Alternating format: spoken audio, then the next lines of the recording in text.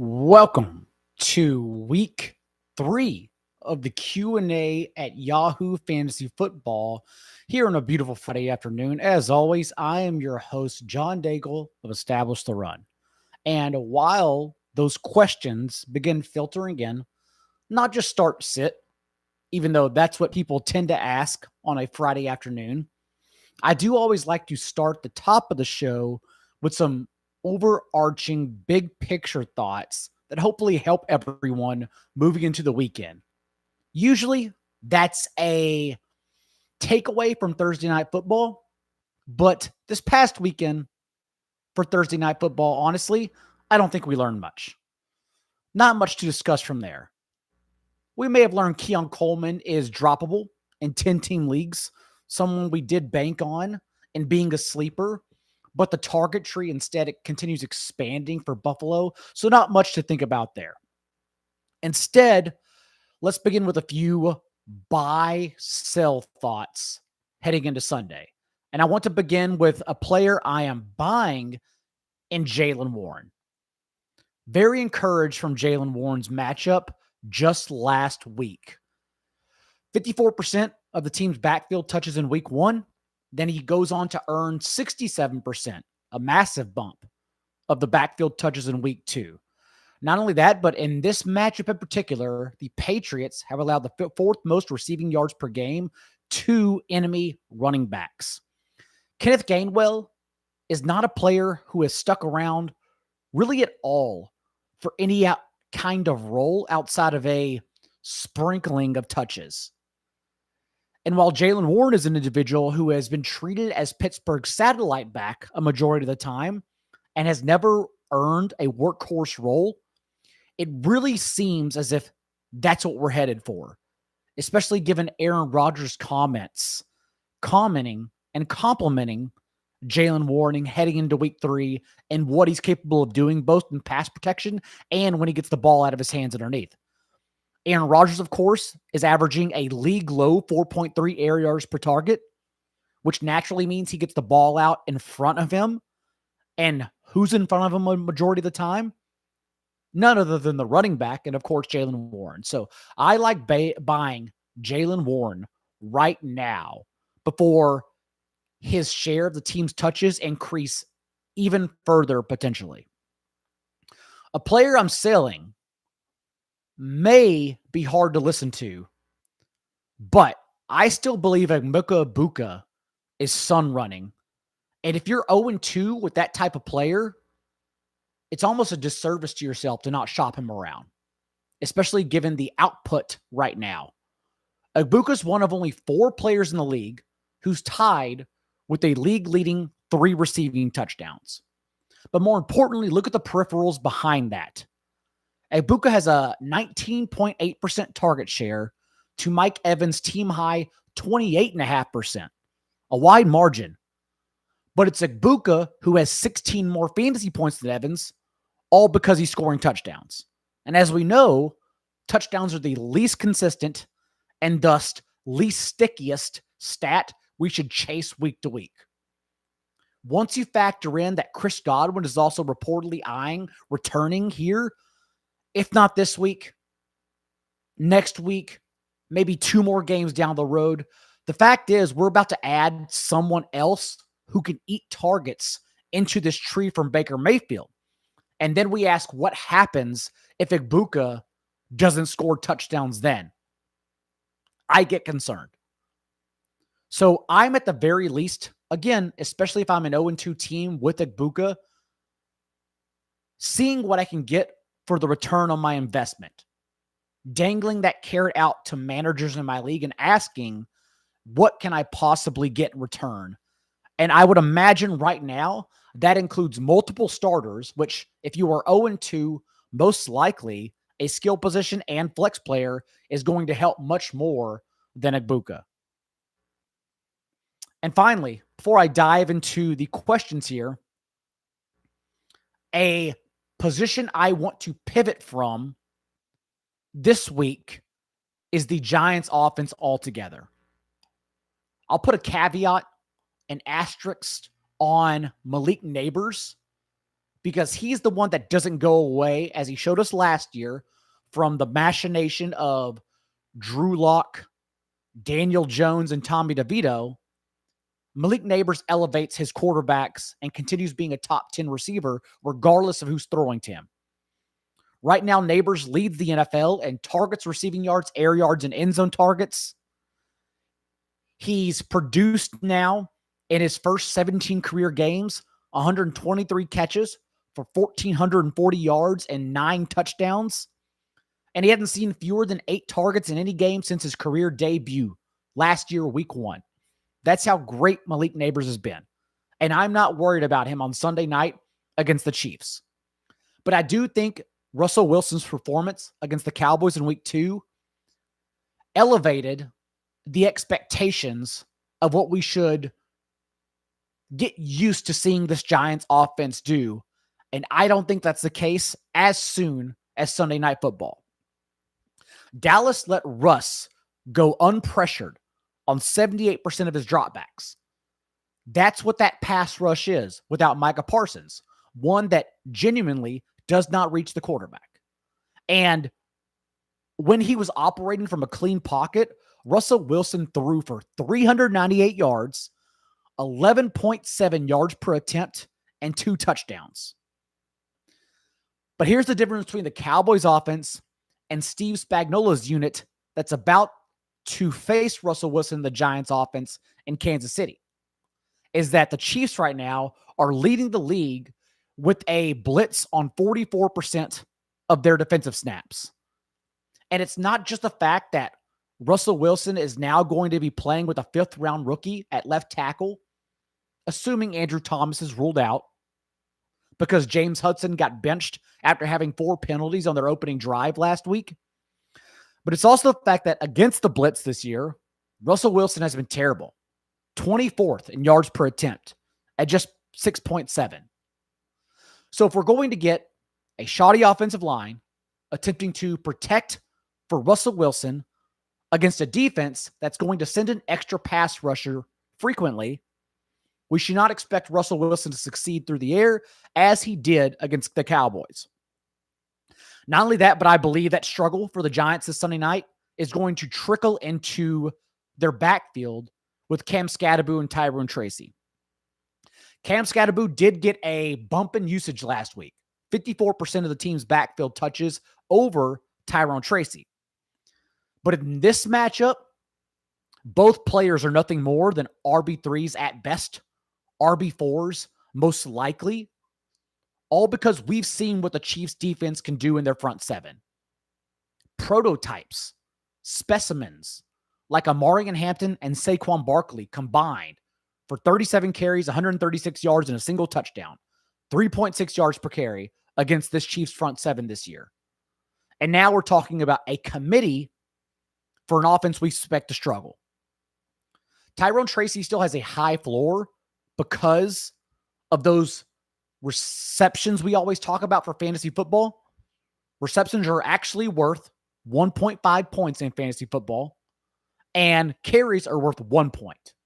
Not just in PPR leagues, but that's how the data plays out, which is why we always target running backs who have a receiving role in the dead zone or later in drafts, because that's how they reach their ceilings. And Tyrone Tracy right now has at least 5 targets in both games he's played for the Giants this year, including a 14% target share on the season. Skattebo still has the touchdown upside in handling all 7 red zone touches for this backfield. But again, it's a concerning spot, which is why I want to pivot from the Giants offense outside of Malik Neighbors for Sunday Night Football. Now, let's get to a couple questions here. And the first one from Byron Smith is Ricky Pearsall or Isaiah Pacheco. And that to me is quite easily Ricky Pearsall. Isaiah Pacheco is someone where you were starting if you're desperate, but you don't bring him to the likes of Ricky Pearsall, Jawan Jennings, Devonta Smith, like wide receiver 2s and 3s. Pacheco is not that. Thus, we don't even need to have a conversation about starting Pacheco when you have someone like that who is a significantly better play. Having said that, if you do have Pacheco, this is the time where you can at least be encouraged. And if Byron had asked another question, another player who is more similar to Pacheco, I do think for the first time all season, Pacheco can split hairs and be a good start and potentially reach an RB3 finish. First of all, let's zoom out. Whether it's due to his broken leg last year or not, the fact is Pacheco hasn't reached 8.5 PPR points in 10 consecutive games dating back to last year.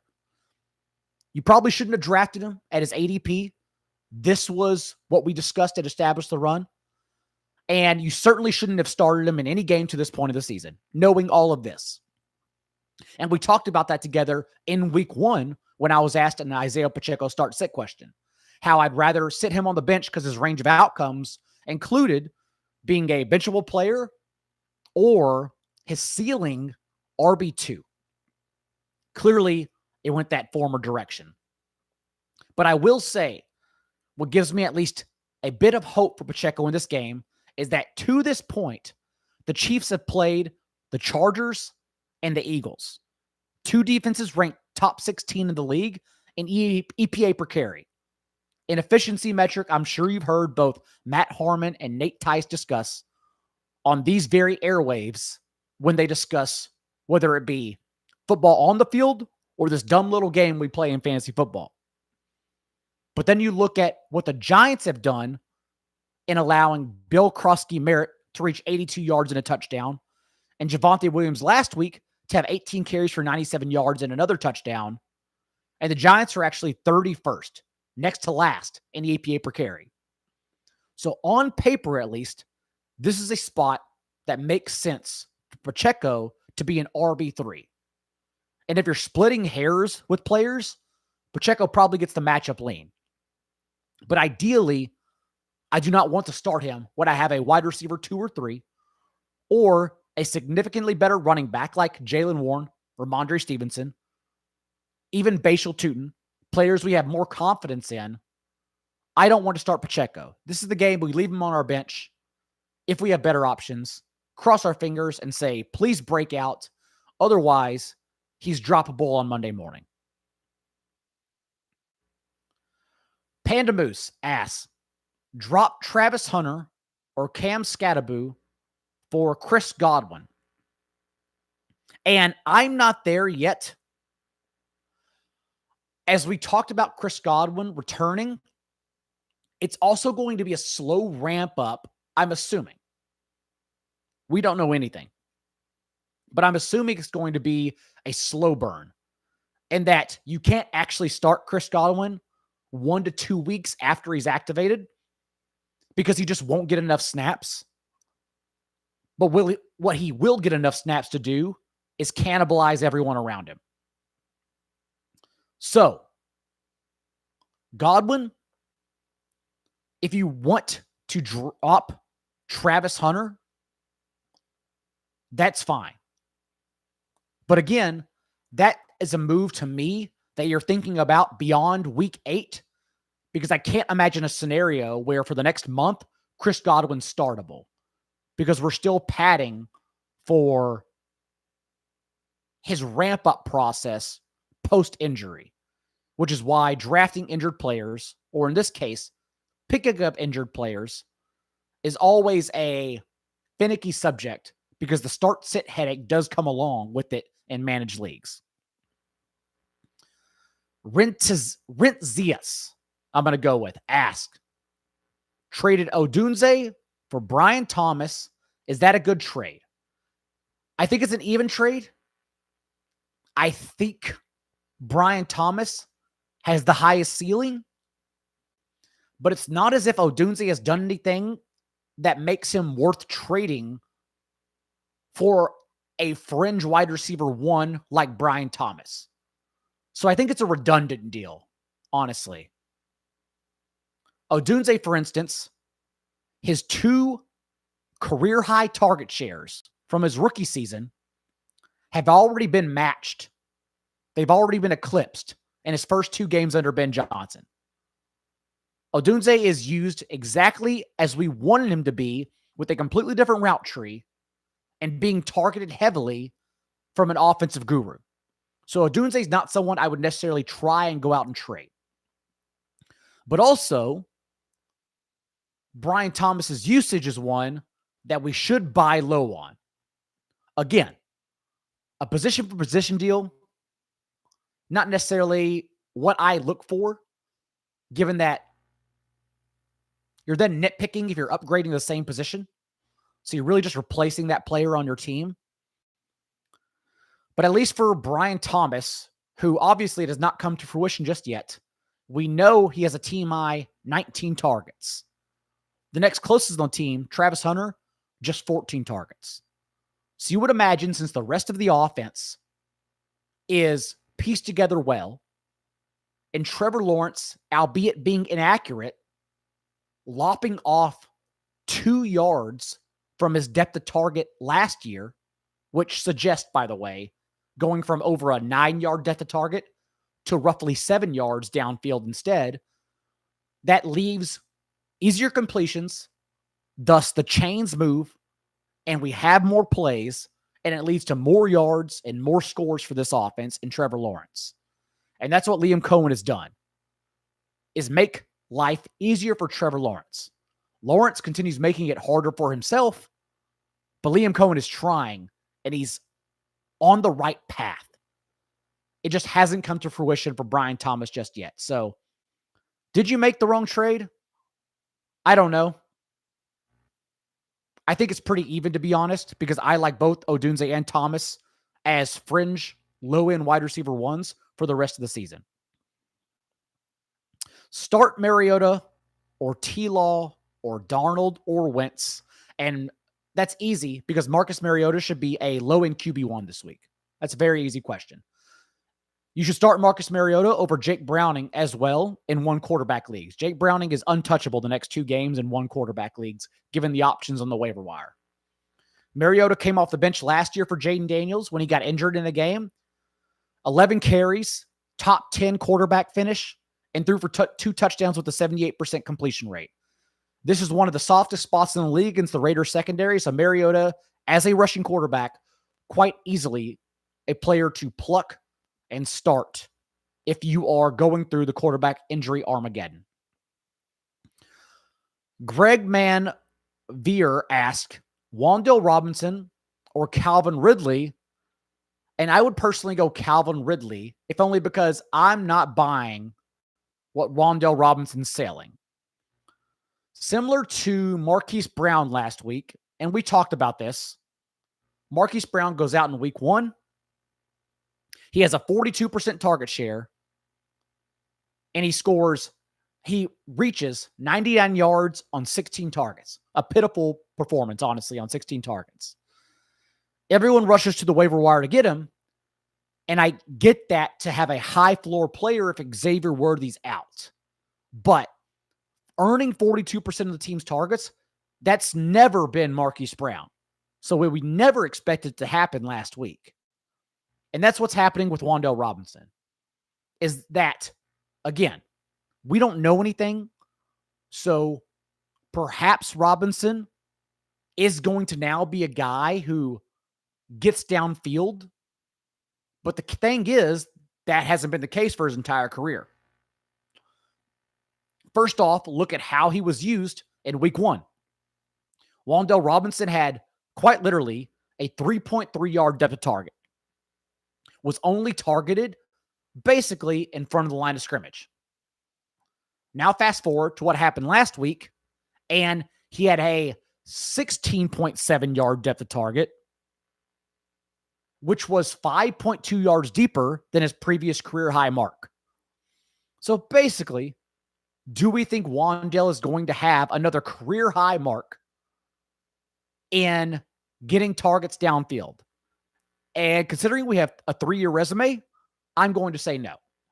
Again, perhaps it could happen, but I already told you how I expect the Giants offense to take a significant step backwards on Sunday night against a significantly better defense. And Wan'Dale Robinson, once again, has literally never been used as that kind of player throughout his career. So I very much question if that's going to happen again.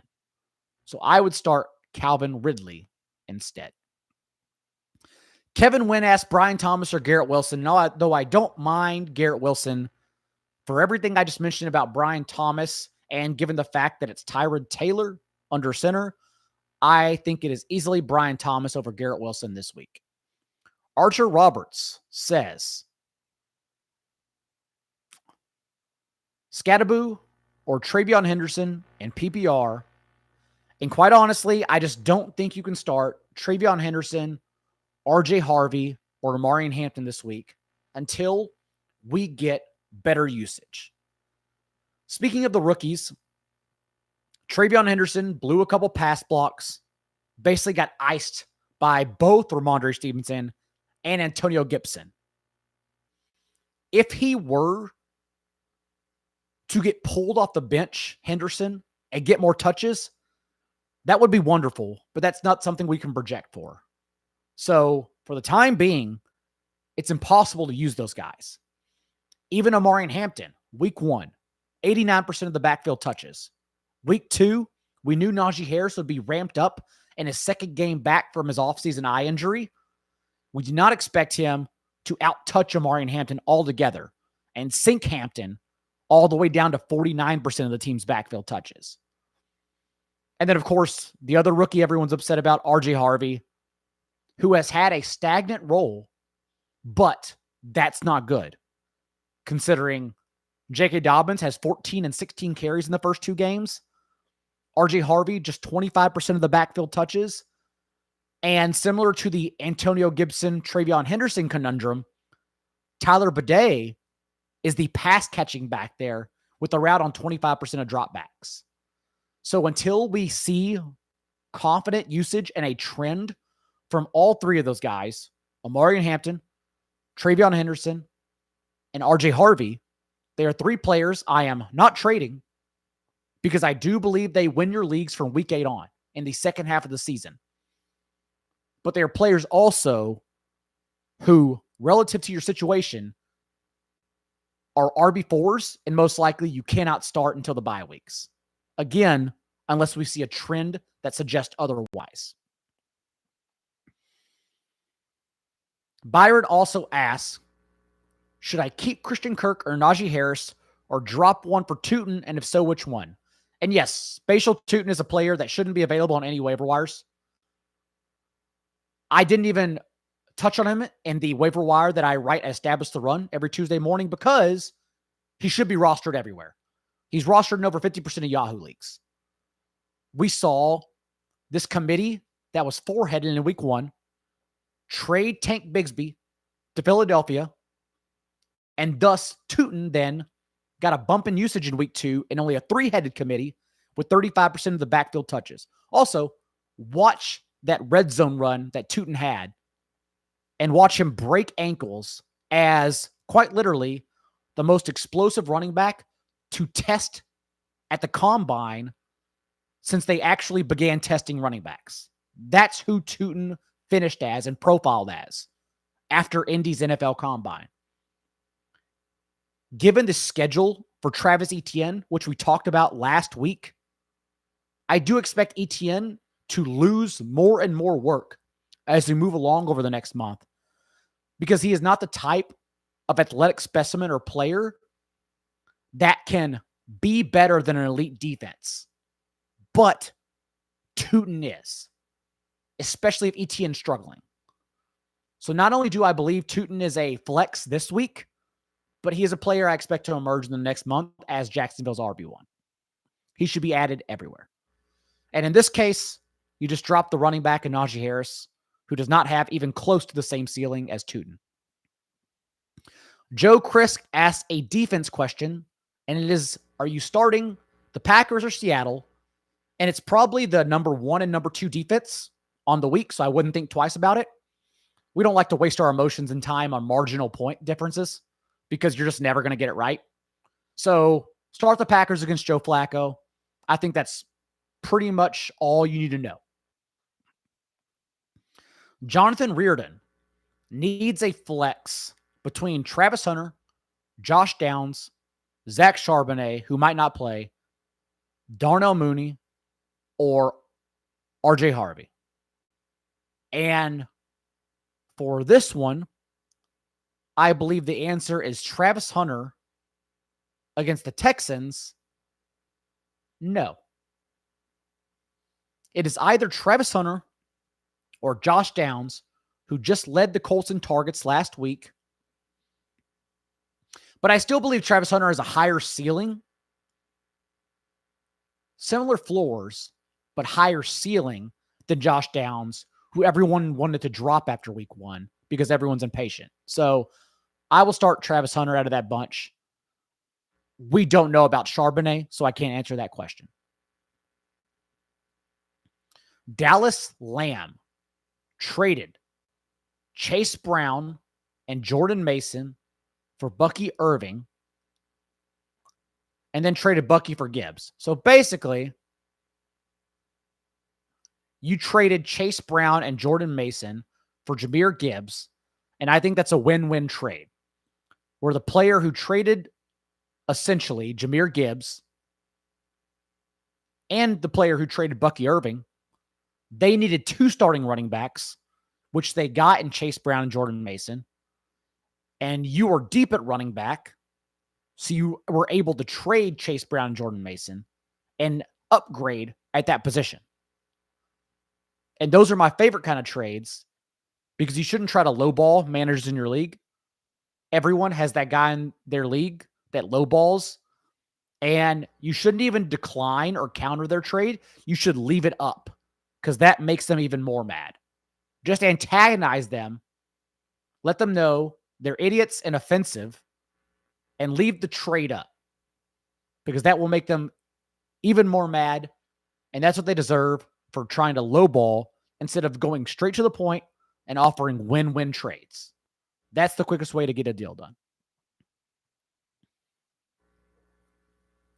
Rushman, let's see. Dallas Lamb also asks, do I start Penix over waiver wire guys like Jake Browning and Aaron Rodgers?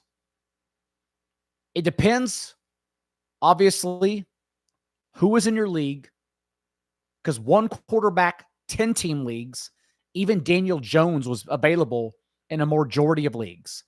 And although there is some cause for concern, and this being the Colts' first run game of the year, for instance, Uncle Ted mentioned Spencer Rattler, and I would not start Spencer Rattler this week because this is the Saints' first road game going to Seattle against arguably one of the best defenses in the league. You would never start a second-year quarterback who got benched in his rookie year in that kind of position. So we're going to ignore Spencer Rattler here in this question. But for the waiver wire quarterbacks, Daniel Jones is obviously the best option so far, even if it were to backfire on us because this is his first road game of the season under Shane Steichen, not indoors either. The rushing floor is still kind enough that it gives us a floor altogether when we're talking about waiver wire fodder. So Daniel Jones quite easily the best waiver wire quarterback if he's available. Then Michael Penix for the soft matchup. Again, we're talking about a floor play because we believe both Bijan Robinson and Tyler Algier are just going to go nuclear on the league's worst run defense against Carolina and not really leave much up to Michael Penix through the air. But the Falcons could score through the air. And at least Penix showed us in week 1 a career-high 6 carries. So there is a subtle, not likely, but possible rushing floor for Penix as well. I will say I would start Marcus Mariota for the guaranteed rushing floor and matchup over Michael Penix. So waiver wire quarterbacks to me are quite easily ranked. Daniel Jones, Marcus Mariota, Michael Penix, Mac Jones, and Jake Browning. Jake Browning and the Bengals, who have the 7th lowest team total in Vegas this week, on the road, indoors against Brian Flores. Not fun. Not a spot I want to start Jake Browning at all. Javi Ramirez asks, start Daniel Jones Or as I'm trying to, let's see here. Where'd that question go? The chat just updated on me, and I'm a boomer. There we go. Start Daniel Jones or Drake May. I'm still going Drake May. Quite easily there. If it were not for the Bears-Cowboys game, the Steelers-Patriots game would be the matchup of the two worst defenses in the entire league, as those two defenses are still right behind Chicago and Dallas in chunk plays and 10-yard gains allowed through the air. In fact, the Steelers have allowed the highest completion rate, 78% completion rate on throws 10 yards deep.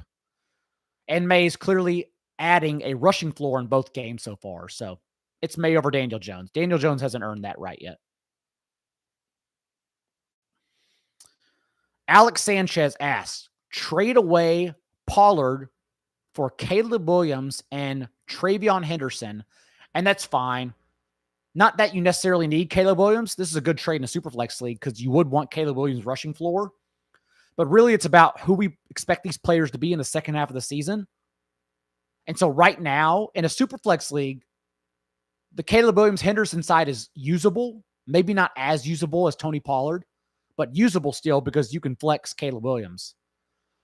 But if we're looking into the second half of the season, I expect the Caleb Henderson side to be more usable than the Pollard side. So I think that's a fair trade. Moises Flores has a nasty situation between Tyler Algier and Cam Scatterbo. And honestly, because of what I mentioned earlier, Moises, not Moises Alou, Moises Flores. I'm starting Tyler Algier. Again, this Panthers run defense is by every metric. I don't even need to read the stats off to you. I have them, but they're useless. By every metric, Panthers run defense is the absolute worst in the league and trending towards an historical rate of being bad. Tyler Algier has 10 and 16 carries in his 2 games this year. Not to mention, go back to last year when the Falcons blew out the same coaching staff, same personnel practically, blew out the Panthers. Algier also went for over 100 yards and a touchdown on 40% of the snaps behind Bijan Robinson. So I'm starting Algier where I have him. I think he's close to an RB2 this week, given the matchup. Cash Money asks, would you flex Devontae Adams or Jordan Mason? That's a great question. You can't go wrong either way. But I do think I take the guaranteed touches in Jordan Mason. No Aaron Jones, and the next guy behind Jordan Mason who could potentially siphon from him as Cam Akers remains on the team's practice squad ahead of week 3 is Xavier Scott, who won Cash Money you've never heard of. So we're already not worried about Xavier Scott. Xavier, not Xavier.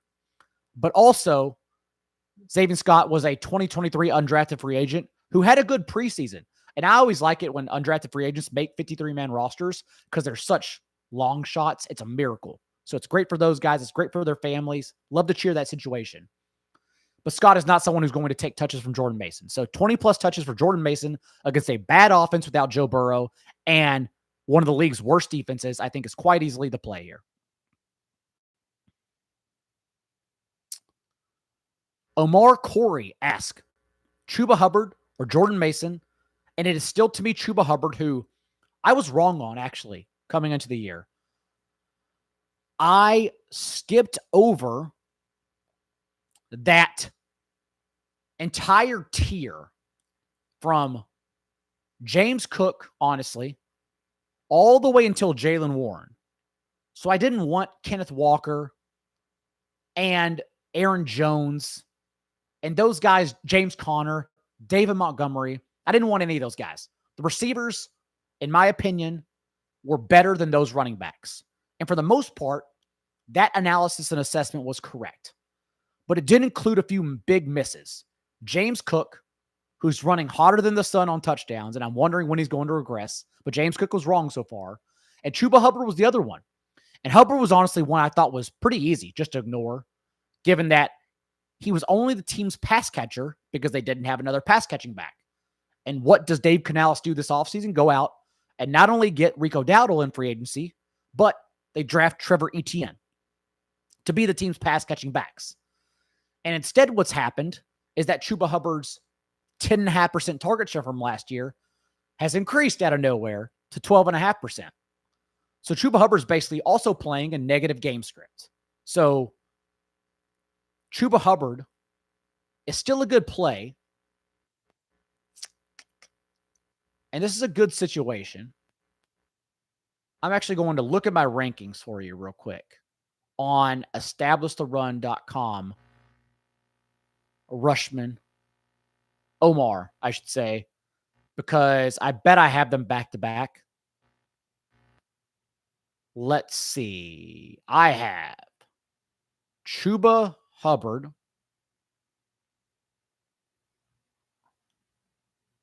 No, I have Jordan Mason actually quite higher. Okay. Jordan Mason, every touchback. Let's do it. That's who's in the rankings. Let's see here. Charb listed doubtful. Good to know. Thank you, Rushman. So he's not going to play. Dallas Lamb asked, do I trade Terry McLaurin, I'm assuming, and a bench player for BTJ? I mean, the bench player obviously is going to be the catalyst here, but I would quite easily trade Terry McLaurin and a lesser piece for Brian Thomas Jr. Rob H. asks, if Jennings were to sit, so basically let's just start this. Juwan Jennings is probably going to play. And if he plays, like last week coming into that game with an injury, you just start him. But if Juwan Jennings is out, I would start Pacheco over Kyle Pitts. I think that's where we're at. Pitts' week 2 performance was different than week 1, I'm assuming, because of Darnell Mooney's presence. The fact that people tried to copy-paste Pitts' week 1 performance to the next week whenever Darnell Mooney was coming back was very odd and a bad thing to do. So what is Pitts' outlook now that Darnell Mooney is back at full strength? We're still questioning that. And we're questioning enough at the most volatile position in all fantasy football, where this is the situation where I'd take Pacheco's matchup, split the difference and say, I'll take that instead and cross my fingers. Next up is Jonathan Reardon. Drop Blake Corum to stash Woody Marks. And it's a similar bet.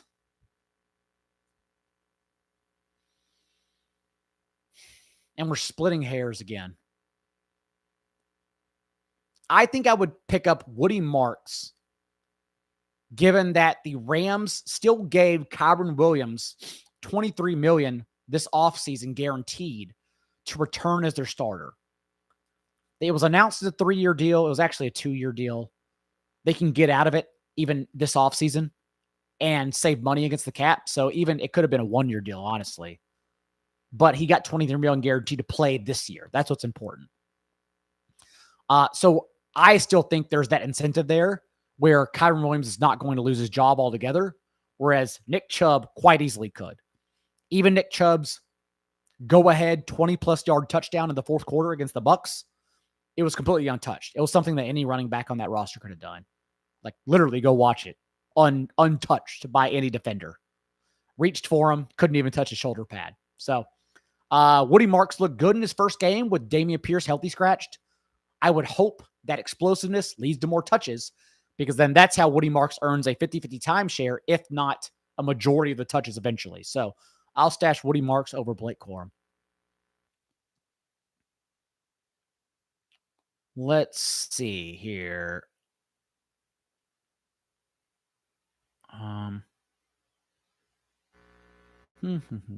Alex Sanchez asks, one quarterback league. I'm 0-2 and lost Fields and Purdy. I still have CMC, Chase Brown, and Judkins. That's a statement. I thought we were getting to a question. That's just Alex telling me what's going on in life. That's okay. All right. Cam asks, trade Jordan Mason and Juwan Jennings for RJ Harvey and Egbuka? Absolutely not. No. Your other running backs are Chuba, Etienne, Henderson, and Tootin. No. I would keep Jordan Mason and Juwan Jennings. We've now seen Juwan Jennings. We shouldn't say we've seen. Juwan Jennings and Ricky Pearsall have run 47 routes together. Very small sample this year so far. And Juwan Jennings has dominated with a 29% target share. Jennings, remember, was the alpha for that offense last year without Deebo Samuel on the field. So Jordan Mason and Juwan Jennings are two players I am going to keep for sure in this kind of deal. Pearsall or Swift? Swift is questionable heading into Sunday. And the touches were skewed at the end of the day. Like for the first 7 quarters of weeks 1 and 2, Swift out-touched Kyle Monangai 34-10. But only in that blowout against the Lions in the fourth quarter did the Bears then take Swift off the field and have Monangai play with Tyson Bagent. So it looked as if Monangai was getting more run if you're just box score searching. But he wasn't. He's still the backup running back there. And it's such a fun matchup that if the dominoes were to fall correctly, both those offenses go absolutely nuts for 30-plus points each. Having said that, I do have faith in this matchup for Mac Jones and the 49ers offense. I like it a lot, actually. First of all, Kyler Murray has had a terrific resume against Robert Saleh defenses. So I do think the Cardinals are a sneaky good offense this week if you're playing like Yahoo DFS. But more importantly, that gives pushback for Mac Jones in the passing offense. And the Cardinals have 3 of their starting quarterbacks up in the air because 2 went out with knee injuries. 1 had a groin injury last week. They could be down to 4th and 5th stringers in their secondary, which again is great for Mac Jones, Ricky Pearsall, and Juwan Jennings. So I'm watching the injury reports there for the Cardinals cornerbacks.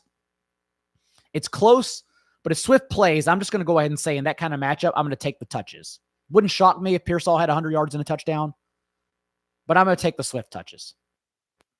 Jimmy Johns asks, Odunze, Tet, or Chase Brown in the flex? It's another miserable matchup for Chase Brown.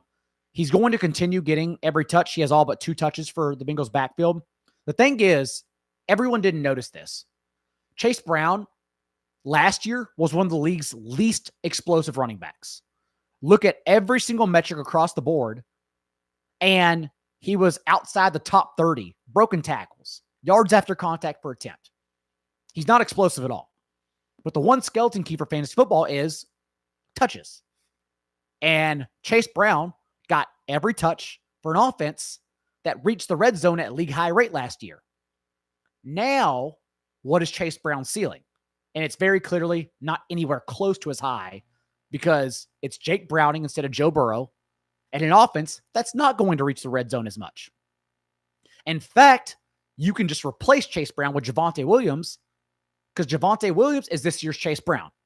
And every touch running back playing for one of the most explosive offenses in the league that's going to reach the red zone frequently, which is why we're seeing Javonte Williams have success because, again, touches are the only skeleton key in fantasy football.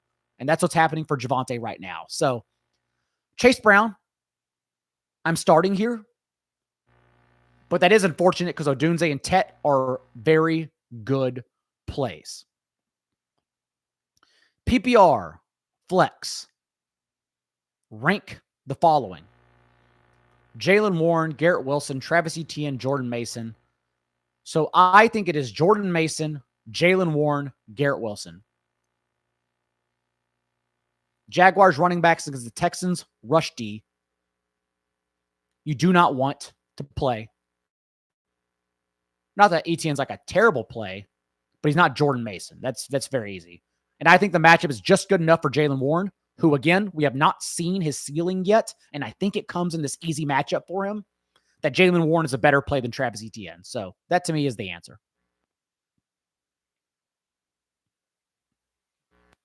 Laser set to stun. Ricky Pearsall, Travis Hunter, Egbuka, or Garrett Wilson. And in that kind of question, I think it's Garrett Wilson. I think in this one, we had an easier one with Garrett Wilson because we asked him against an RB1 or wide receiver 1.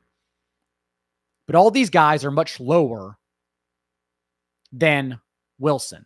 So I think it's Garrett Wilson over that bunch. Brian Thomas Jr., Etienne, that's very easy. Brian Thomas Jr. over Etienne.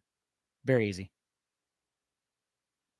Would you trade Xavier Worthy for T. Higgins? I would. Xavier Worthy is someone the runout's already gone, right? You were supposed to get, if you drafted Xavier Worthy in the tier he was going in, you were at least, the argument you could have made, the only argument you could have made was you had a 6-week run out without Rashee Rice. But now even that 6-week run out is gone. Because last year when they overlapped, Rashee Rice, who was a different player than Xavier Worthy, saw a 40% target share to Xavier Worthy's 19%. They're just two totally different players. And Rashee Rice has shown us, going back to last year's bye, whenever he entered the starting lineup for Kansas City, he is a top 6 wide receiver for fantasy. He is that good. And now he's coming back at full strength with healthy legs, while the rest of the league is already weighing 6 weeks of being beat up. So Xavier Worthy, I think, if you can still get a player like T. Higgins for him, if you can get that kind of ceiling player, you easily get off of him. 2 flex league, it's going to be Travion Henderson and Matthew Golden, Tony Simmons, because you don't need to even think about Jalen Naylor. You shouldn't roster Jalen Naylor.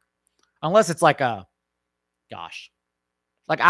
instance, I'm in a 32-team guillotine super flex tight end premium league. One more time. I'm in a 32-team super flex tight end premium guillotine league. And Jalen Naylor's rostered in that league. Otherwise, you don't roster Jalen Naylor.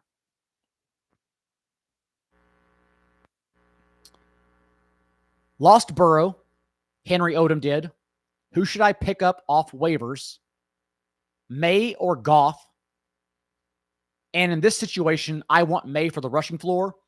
It's honestly gone exactly as we thought so far for Jared Goff. Didn't want to play him week 1, knowing that was the worst matchup possible. Quite easily not to start him. Then last week against the Bears, as we talked about together, who do not get pressure on opposing quarterbacks, indoors in Detroit, quite easy to start Jared Goff as a top 12 quarterback. This week, we go back to on the road in Baltimore, not starting Jared Goff. Drake May in the significantly better matchup with the rushing floor that I always talk about, because it just makes quarterbacks get to that top 12 spot. It's always comfortable. Goddard cleared. Would you start him over Hawkinson? I would. I don't want anything to do with Hawkinson right now and that offense. I'd much rather see it first from Wentz to Hawkinson before I start Hawkinson again. Rick Agro asked Jordan Love or Michael Penix, and Jordan Love should be rostered everywhere. Also think about how the Browns played the Ravens last week.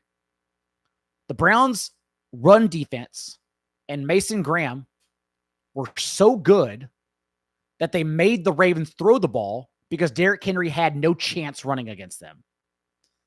That same thing could easily happen to the Packers, where Josh Jacobs just gets bullied and the Packers finally throw up their hands and say, screw it.